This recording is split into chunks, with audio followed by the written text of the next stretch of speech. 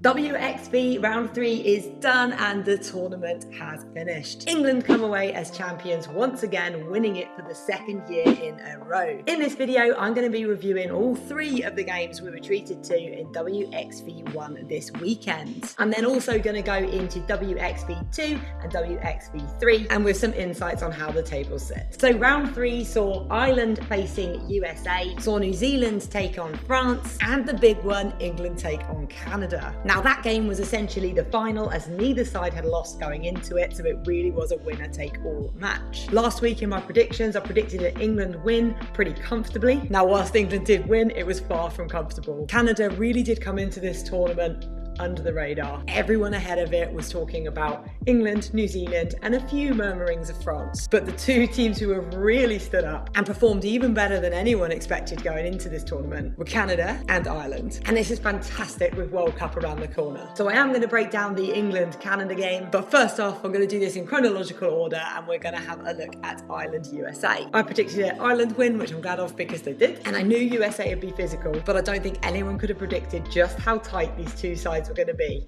right up until the last 10 minutes of play. Hope Rogers for USA got her 50th cap, who's only the 2nd USA Eagle to achieve that. And she came out and did it in style, scoring 2 tries on her 50th cap. USA were definitely physical, but discipline definitely an issue for them in this game. They lost 3 players to yellow cards, 2 of which pretty much back to back, and 1 of them resulting in a penalty try. So discipline extremely costly for USA despite their best efforts physically. Ireland looked good and definitely finished strong. Ireland, who have been real tournament favourites this year, especially as they came from WXV3 last year and found themselves 2nd in the table in WXV1 just a year later, so quite a turnaround for them. Erin King was impressive. She got herself on the scoreboard early, reacted really well to a penalty that was given. She ran, tapped it. USA just weren't there. She was too quick, got there and scored. But as I mentioned, this was a really tight game up until those last 8 minutes. It was 14-all, but USA's ill discipline handed Ireland that opportunity, which gave Ireland the opportunity and they certainly took it. Maloney scoring a great crash over try and Murphy Crowe using her finishing out wide, with the score finishing at 26-14 to Ireland. Next up we had New Zealand-France. Fair to say that France haven't shown up this tournament. I've been expecting big things from them and they just haven't delivered. New Zealand, however, have really grown into this tournament. After their shock defeat against Ireland, they put in a competitive 60 minutes against England and then were back to their best against France. They ended up winning convincingly 39-40. But again, this game was so tight, especially for that first half. I've always maintained that New Zealand play their best rugby when they utilise their wingers and they get that ball wide. They're almost impossible to deal with. Both New Zealand's early tries were scored by their wingers. Leti Ayinga, a real powerhouse on that right wing, and Ba'akulu, who ended up getting a hat-trick. But the conversions were missed as they were real touchline scores. So a converted try for France with good reactions from Grove meant that it was just a 10-7 game. And France again, they have moments of brilliance. Romain Ménager, for example, made a brilliant line break, but they just can't piece it together to make sure they finish. The game continued to be really tight. Despite a try from the French second row and captain Felleux, New Zealand struck back with 2 tries just on the strike of half time, meaning they led 20 points to 14 going in at half time. So France kept in tight for that first half, but after that New Zealand just showed their class. I think any game where your winger is getting a hat-trick, like Jess Breach did last week, it shows you're playing an exciting brand of rugby by getting the ball wide. Another standout player again was Alison Baker, the New Zealand number 8, who caused real issues, and she's so hard to tackle. So New Zealand didn't let up. They were relentless in that second half. They got a further 19 points and finished up 39 points to 14. So France nilled in that second half. I predicted a New Zealand win, but I did think that France were going to put up a bit more of a fight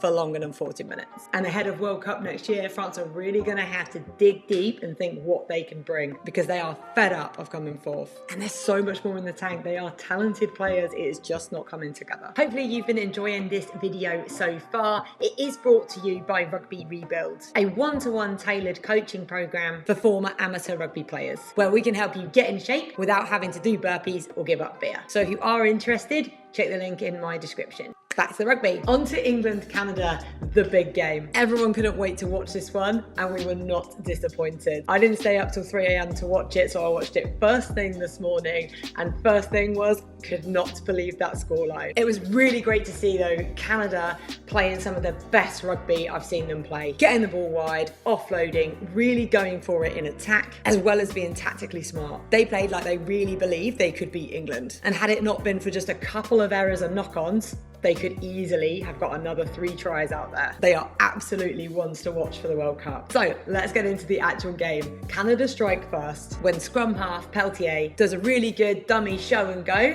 runs over the line to score. England are caught off guard as that overstretched in defence, and then a little dart through the middle from the scrum half. Try scored. It's not long though before England strike back. They had an extremely dominant scrum performance, which allowed Alex Matthews to do some fantastic picks from number 8. She carries really hard, really well, and then the resulting play off it, Mjordmjør gets a really nice ball at pace and crashes over the try line. This is it for the scoring in the first half. England convert their try, they lead 7-5 at half time. The key thing in this game was Canada rattled England. They really disrupted how they wanted to play. Ellie Kildon, for example, has been absolutely carving up throughout this tournament, and they had a player marked. Every time Kildon got the ball, she had at least 2 Canadian players shutting her down with good line speed, and they forced England to play through their forwards. Now, one of the areas that England did look rattled was their lineouts. They had 3 opportunities, 2 in the first half, 1 early on in the second half to score off a lineout. And there was either an overthrow or a knock-on.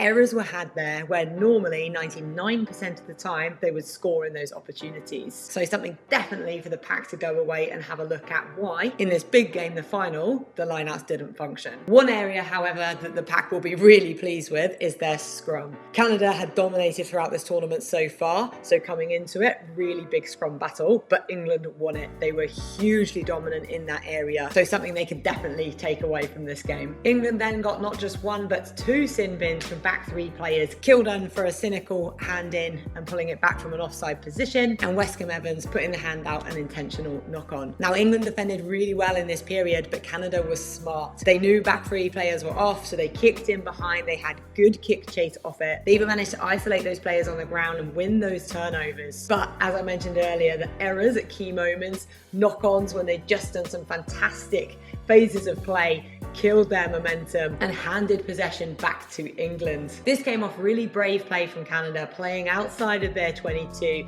getting the ball to speedster Rochester, who makes a line break, and by the time it gets back to Tessier, she got an awesome line for her score. So Canada take the lead 12 points to 7. There isn't too long left in the game, but this is where England show their true strength and depth. In contrast to last week's performance where England smashed New Zealand, scoring all of their tries through their backs, this week, it was the job of the forwards. Sarah Byrne crashing over to take England into the leads. And then on the very last play, Zoe Oldcroft, who had a stormer, scores for England. So when it counted, England stood up. They knew exactly what they had to do to deliver a win, but questions were definitely asked of them. I really enjoyed that game. I think that all neutrals watching that would have absolutely loved it, and I think it is really good for the game to see England challenged. I was confident England were always going to win it, but Canada definitely were not thinking that. And I think when they review the footage, they're going to be pretty gutted that they didn't take that one, because they definitely created the opportunities to finish,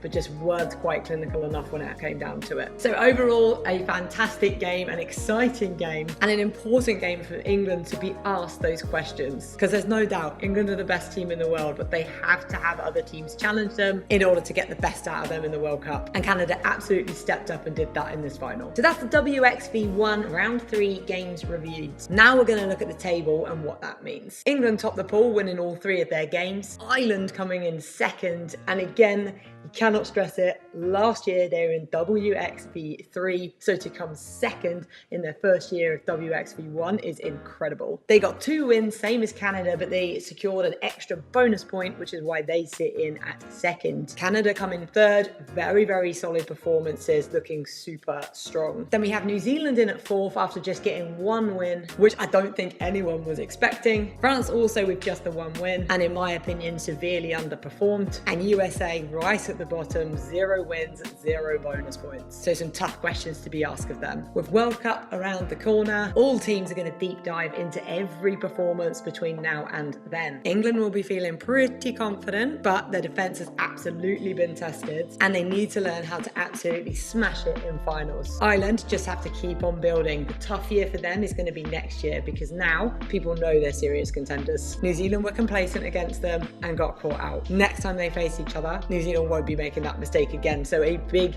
year for Ireland. Canada, again, under the radar. They're doing their stuff, they're playing well, they put in a great final game in the final round of WXV 1. Definitely ones to watch out for. New Zealand grew into the tournament, didn't start at their best, looked a bit ropey against England at times, but the glimpses of what is there is exciting. And as we all know, they love a World Cup final. They just find ways to win. So I think they'll definitely be having their sights set on that. France look lost. They've got really great players, but they're just not bringing it together. And USA do some exciting things and they've got some physicality, but execution and being clinical, not their strong points. On to WXV 2. So here's how the table looks with Australia sitting at the top with 3 wins out of 3 and 3 bonus points. Joe Yap, head coach, is clearly getting things right over there and they really look like they're building something. Australia previously never been big hitters in terms of World Cups as they just don't play enough international games, but WXV has given them a real opportunity to play quality opposition and they could be a dark horse for next year. Scotland sat at second,